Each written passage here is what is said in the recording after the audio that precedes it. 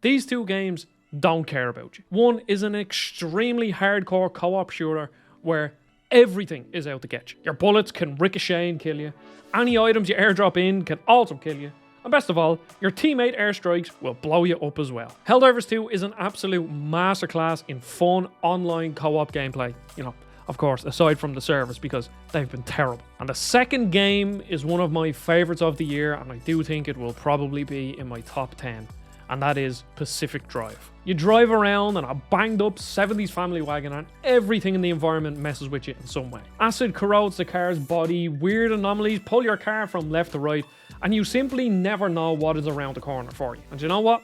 I love Helldivers 2 and Pacific Drive for this. They are two completely different games in different genres, but they leave the same impression on me. Both of these developers respect your skill and or intelligence, and they just let you figure out things by yourself because, you know, we're all big boys here and we can figure things out ourselves. And it's all about, how do I kill this bug that's charging at me?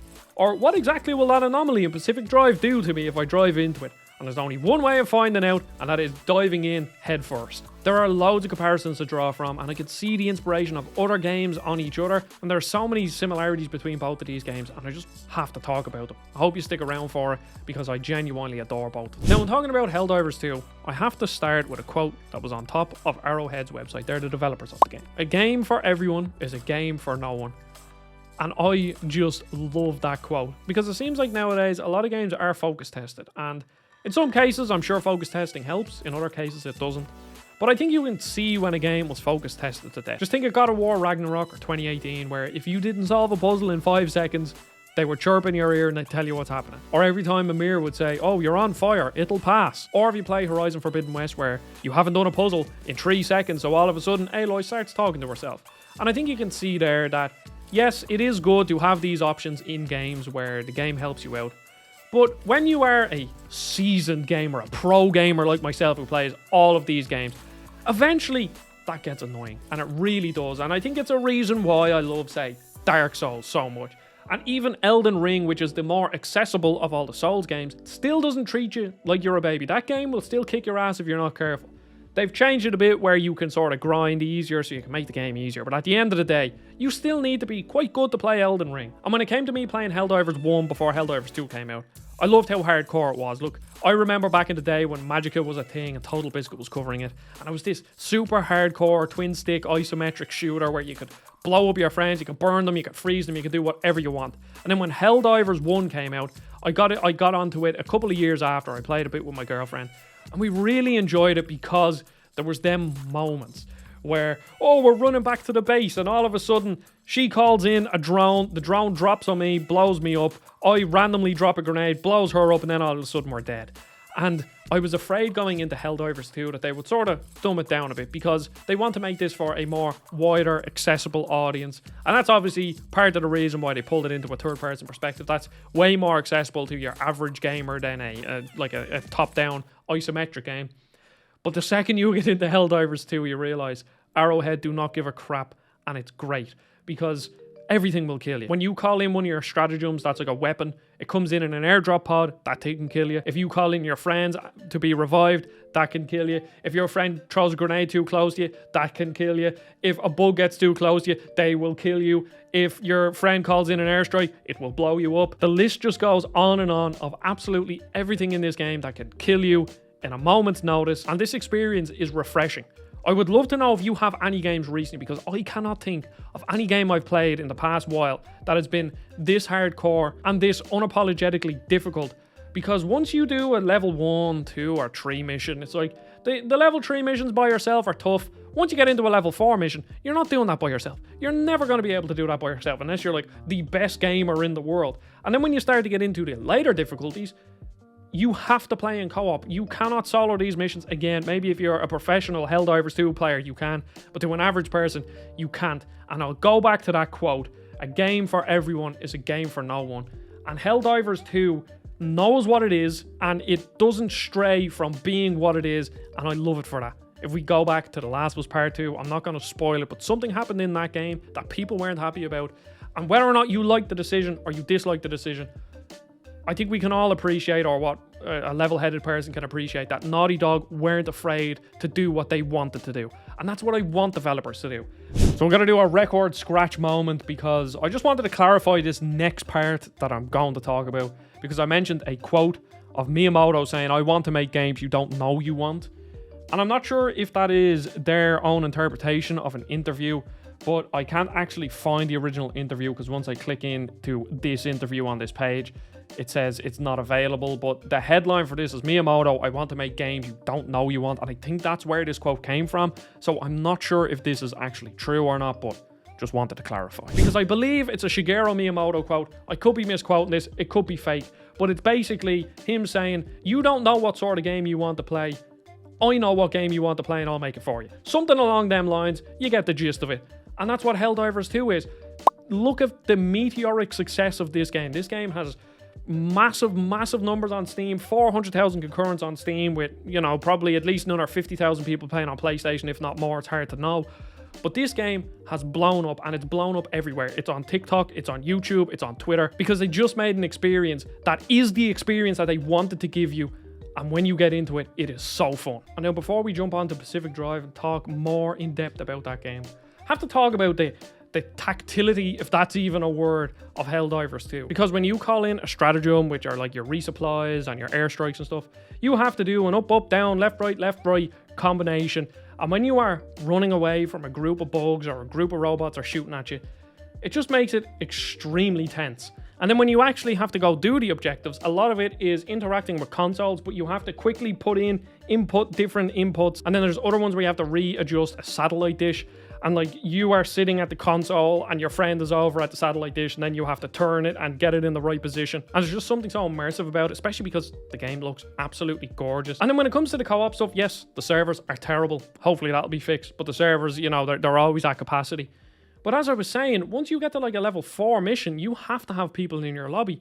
And as annoying as that can be at times when I want to try the hard missions by myself, again, it just goes back to, it's like, I'm happy that Arrowhead didn't bend the knee and they weren't trying to cater this to a single player audience. They wanted to make a co-op game and they built it for that. Yeah, you can still do the level 1, 2 and maybe 3 missions by yourself, but I just like that they did that. And when we're talking about immersion and tactility, again, if that's even a word, that brings us on to Pacific Drive, which is a genuinely fantastic game. It's a driving survival game. Think of something almost like Oregon Trail, but instead of just looking at text on a screen, you're actually driving around and you're interacting with the environment, you're collecting resources, you're upgrading your car. And I want to start with the setting of this game, because it's this weird alien event that happened that caused like mass hallucinations, and I don't want to go deep into it because I don't want to spoil it, but it's just extremely interesting. And there's one specific audio log that, again, I don't want to spoil. It's about a Sasquatch, and if you ever get that audio log, it's so clever, and it's just such a cool setting. Not even because of like the backstory of it, but the actual just being in that place with a 70s family wagon, and there's all these weird anomalies going on that the people in the universe don't fully understand, and then therefore the player doesn't fully understand. And the only way you learn about these anomalies is by getting fecked over by them. Because at first, you see this like blue and red swirl on the road. And when you drive into it, it pulls your car left and right. And that thing is called like a lefty-righty, and you can scan it, but it still never tells you exactly what it does. And then like you're driving, and all of a sudden you see electrical pylons come up out of the ground. And then they zap you, and then that drains your battery. And then like something else will happen where a big saw will come out of the ground, or acid will spit from the sky, or there'll be this thing called an abductor. And these things are terrifying, because when the abductors come, they do exactly what they say on the tin. They attach to your car and they try to abduct you. They just go and just zip you across the map, and it's terrifying. And that's, again, going back to sort of the hardcore nature of both of these games. They don't care about giving you all of the answers. They want you to figure out the answers yourself. And unfortunately, the only way you do that is by jumping in the deep end and experiencing it. And there is just a level of, I don't know, trepidation and apprehension as you're playing this game, because absolutely everything is out to get you. And it kind of reminds me of Death Stranding in that way. So the basic loop of this game is you go to your garage, you deck out your car, you upgrade panels on them, you might get off-road tires, or you might get puncture-proof tires, and later you might get stuff like insulated doors that help you against the acid. And all you're doing is upgrading this absolute banger of a car, because the thing is terrible. It doesn't drive well, it's not supposed to drive well. And this is where it kind of reminds me of Death Stranding, because when you play Death Stranding, you went to the base, you loaded out Sam so that his weight was all evenly distributed and you were carrying just enough to kind of make sure that you could survive the journey, but not too much that you were overweight. And that's exactly what you're doing in this garage. You're putting in sealing kits because maybe you get a puncture, or an electrician's kit because maybe you need a battery jump or something like that. And the whole thing is just a give and take and a sort of risk versus reward. Do I want to carry less and take more home with me, but then also maybe I die on the journey? Or do I want to take more with me because I have this massive journey and I need to make sure that I survive it because it's like a big story beat? And once you get out into the environment, just like Death Stranding, as I said, everything is out to get you. And simply navigating this world is what makes it fun. Because I can understand if somebody doesn't like Death Stranding. I think if you didn't like Death Stranding, you probably wouldn't like this game. Because the actual gameplay is monotonous. It's boring in terms, if you want to put it in that. But going on in your head is just this constant battle of, as I said, risk and reward. Like, should you go to this building to get the resource, or should you just leave it? Because maybe if you do that, the storm will come in and then you won't have enough time to get out. Or maybe if you spend too much time, then this electrical pylon thing will come up and an anomaly will start destroying your car and all this. And you're probably looking at the gameplay thinking, all I'm doing is driving and I'm hopping out of a car, I'm going into a building, I'm picking some resources up, I'm going back out. But what the gameplay doesn't show is that mental battle that's going on in your head of what I should do, what I shouldn't do. Is this risk worth it? What the hell is that thing over there? Should I even go interact with it? Because sometimes it's an item that's really good. Other times it's something that will blow up. And I just going back to the hardcore nature, the game doesn't care about you. It doesn't want to. It gives you enough of a tutorial that you understand what's going on. But once you get past the tutorial stage, you're just left by yourself. You have a couple of characters chirping in your ear, helping you out, but at the end of the day, you're there figuring everything out. As I said, Helldivers 2 was quite tactile, but this game is on a whole other level. Because when you get back from a journey and your car is absolutely destroyed and you have all these items to do, and you probably have stuff to upgrade, you have your tech tree to upgrade, and you have things to break down, there is an extreme level of tactility to it where you are walking up to each individual panel of your car and you're either repairing them with a blowtorch or with some putty, or you're taking them off and scrapping them and building new ones, or you're going over and you're building a sealing kit because your tire is punctured or your windscreen is smashed. And every big journey that you come back from, you could be in your garage for like 20 minutes, sorting out your inventory, crafting new stuff, making sure you're ready to go for the next thing. And it's not like this is streamlined. Everything in your base that's in storage is available to you at all times. But apart from that, you go to the crafting bench and you build 4 doors. You could probably only carry 2 doors at one time. And then you have to go individually put them on. And it's the same with tires, it's the same with panels. And when I take it back to monotony, this game is quite monotonous. Similar to something like Animal Crossing, where I think I can understand why people don't like Animal Crossing, because the game doesn't care about almost saving you time. The whole loop of the game is you being in that world, being immersed in that world and doing every single minute task. And that's exactly what Pacific Drive does, and it does it so well. And again, I can understand if you don't like Animal Crossing, if you don't like Pacific Drive, if you don't like Death Stranding. But if Animal Crossing or Death Stranding kind of appeal to you, I think there's a lot to love in this game. And the most interesting part of Pacific Drive is that your car has quirks. And these are random things that develop. I think they're developed from anomalies. They have like a random chance of applying random quirks to your car. And how you fix these and diagnose them is hilarious. So one time I realized every time that I reverse, my bonnet or hood, if you're in America, opens up. Which obviously makes it quite difficult because I can't see what's in front of me. And I'm also kind of looking at my rear view mirror and my visibility is almost zero. And when I first saw that and I didn't know what the quirk system was, I thought, oh, maybe my bonnet is like damaged or something, so maybe I have to repair it. But no, I didn't. And then I unlocked the diagnosis machine. And it's this very rudimentary PC. And it's as simple as when brakes go on, something happens and you have to figure out what's going on. You have to piece it together. So you have all these random weird quirks going on. Some of them are really annoying. Some of them are just minor inconveniences.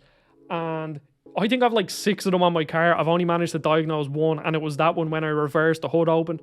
But there's random ones where like you turn on your lights and your windscreen wipers get stuck. Or like when you accelerate, your boot will open up and it's just, or your trunk if you're in America. And again, that just goes back to it just not really caring about it. And the fun is in figuring out what these quirks are. They are annoying. They are deliberately annoying. But figuring them out is just so fun. It's just crazy how they made the simple act of trying to figure out what's wrong with your car engaging and it be one of the most memorable parts of the game. But suffice to say, I love Helldivers 2 and I love Pacific Drive. I highly recommend both of these games because, again, they don't care about you. And that is absolutely brilliant. Because my favourite moments in both of these games are the times when I felt helpless. When I felt like the game was against me and it wasn't exactly teaching me what was going on and I had to figure it out myself. When I couldn't figure out how to kill a charger and then eventually I realised, oh, his arse is red, so I have to shoot that. Or you see this big massive bug off in the distance and you're like, how in God's name am I supposed to kill him? And then you realise, oh, your mates can, lure him away and then you shoot him, all happy-go-lucky. And then in Pacific Drive, my favourite moments was when I was rushing to get out of the zone. Because when you want to leave an area, you collect this energy, you insert it into your car, and then you choose the portal that you need to get to on the map. And you have to get to that portal within a certain time frame or your car will explode and you will die. You'll get sent back to the start. And rushing through a forest when it's pitch black, the wind is beating off the windscreen, there's heavy fog everywhere, there's logs strewn across the forest, there's rocks in your way, and you have to navigate around that, all while controlling this absolutely awful car. It's a memorable moment, and Pacific Drive and Helldivers 2 are two games I won't forget anytime soon. Thank you for watching. Don't forget to subscribe. Let me know what you think about these games, because I love them, as you can see. Loads more reviews coming out. Goodbye.